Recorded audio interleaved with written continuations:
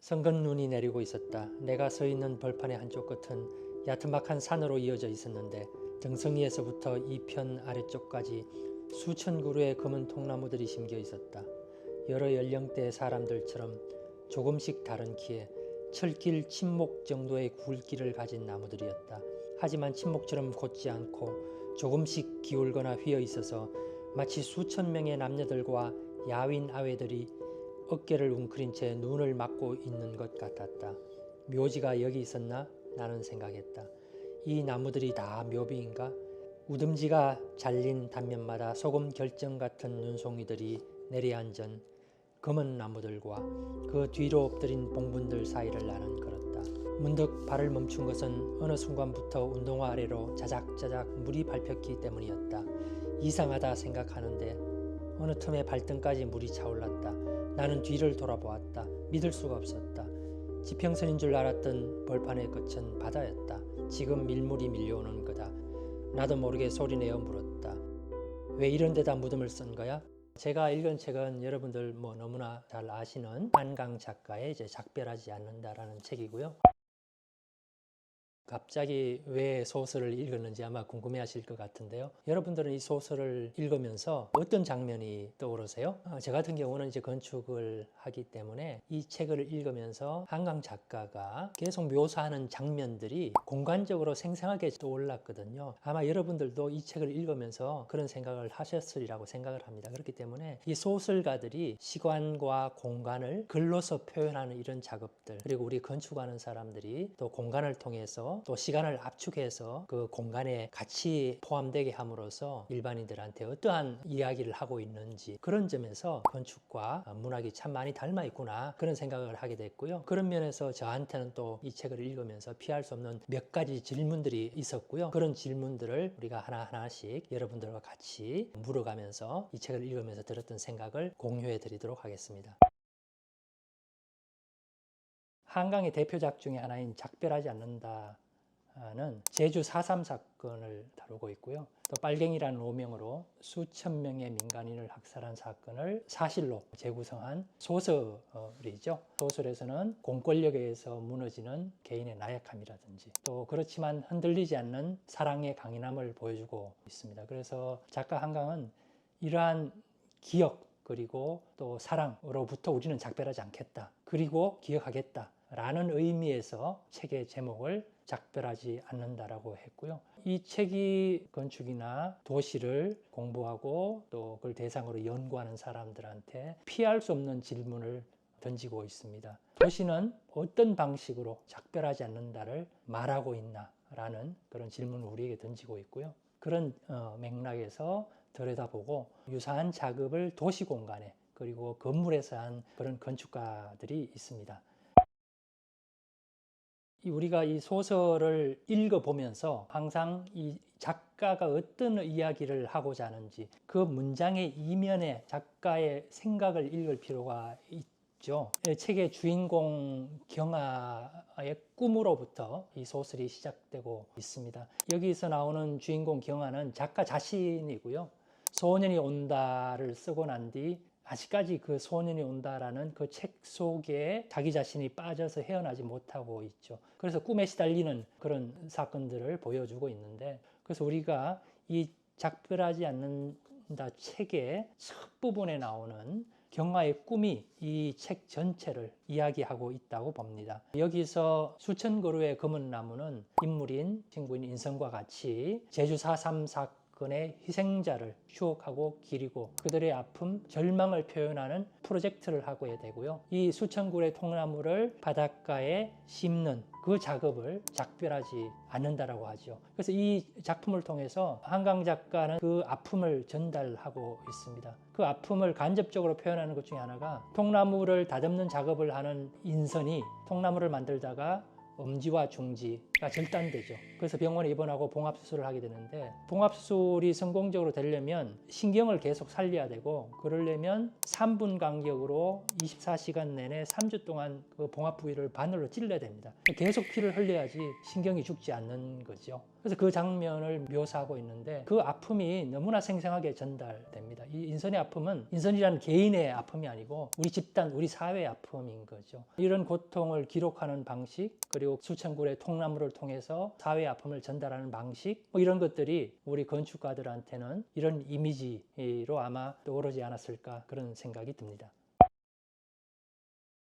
작가 한강의 작별하지 않는다를 읽으면서 제가 10여 년 전에 베를린에서 본 두 개의 건축물이 떠올랐습니다. 하나는 다니엘 리베스킨드가 설계한 유대인 박물관이고요. 또 다른 하나는 피트 아이젠만이 설계한 홀로코스트 뮤지엄인데, 이 먼저 유대인 박물관에 대해서 조금 이야기해 보면, 유대인 박물관은 홀로코스트라 그러죠. 그 독가스에서 학살된 수많은 수천의 유대인들의 고통과 이 아픔을 기념하는 공간을 만든 게 이제 유대인 박물관이고요.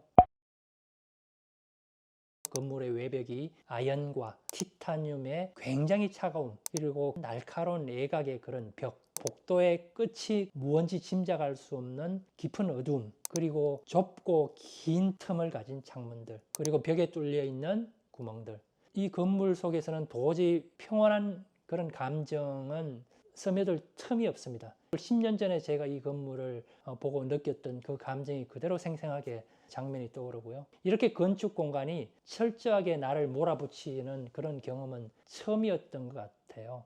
그래서 그 당시에 심정을 담아서 썼던 그런 글이 있는데, 잠깐 소개를 드리도록 하겠습니다. 이곳은 홀로코스트 타워이다.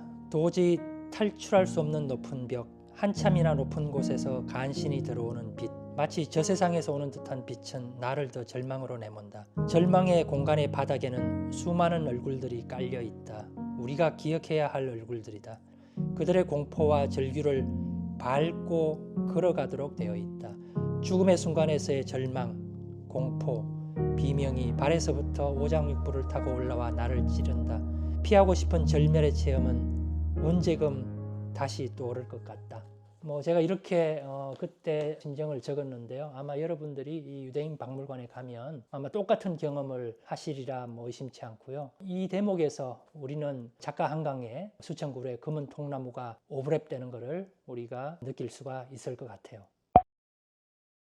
두 번째로 우리가 베를린 가면 보았으면 하는 게 홀로코스트 메모리얼 공원입니다. 여기는 이제 브란덴부르크 도심 한복판이죠. 그 남단에 있는 추모 공원이고요. 여기 역시 포로수용소 가스실에서 죽임을 당한 유대인들을 애도하는 공원이고요. 여기 가면 크기도 다르고 높이도 다른 2,711개나 되는 콘크리트 사각 기둥이 있습니다. 길거리에 있는 거는 이제 걸터 앉을 수 있는 나지막한 높이가 있고요. 또 안으로 들어가면 우리 키를 훌쩍 넘는 비석들 사이에 서면 좁은 틈만 존재합니다. 탈출구는 도무지 보이지 않고요. 그래서 희생된 이들하고 나하고 마치 비석 사이에 같이 서 있는 그런 느낌을 받게 되죠. 그런데 우리가 여기서 반드시 기억하고 재발견해야 될 것은 이 비석들이 도시 한가운데 꼿꼿이 서 있다는 겁니다. 마치 참회하며 용서를 구하고 있는 것처럼 말이죠. 그래서 수천 개의 돌기둥은 일상의 공간에서 벗어나지 않는 거죠. 오히려 그 중심에 있습니다. 마치 구원의 비밀은 우리가 기억하는 것에 있다라는 그런 말처럼요. 그리고 역시 작별하지 않는다에서 작가가 계속 우리에게 아픔을 전해주고자 했던 그런 장면이 역시 오버랩되는 그런 공원인 것 같아요. 작가 한강이 이런 말을 하고 있는 것 같아요, 우리한테. 도시의 공간에서 아직 치유의 결정은 없다라고 한강이 외치고 있는 것 같아요.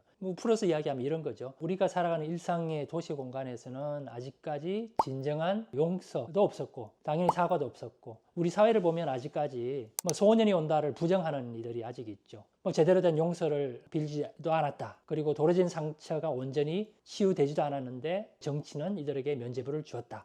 뭐 이러한 이제 외침이 아직 우리 사회에 있는 거죠. 그러면 이 도시에는 그럼 우리가 어떻게 이런 것들을 치유하고 화해하고 또는 용서해야 되는지가 우리에게는 굉장히 큰 숙제라고 봅니다. 도시 공간은 기억이 켜켜이 쌓이는 곳이어야 되고요. 또 지우지 말고 털어내지 말고 쌓아가야 되는데 그런 맥락에서 도시라는 거는 뭐 기억을 남기는 배경이 되어야 합니다. 그래서 도시 전체는 온전히 기억의 저장소이고요. 그리고 그런 것들이 일상에 또 들어와서 있게 해야 되겠죠.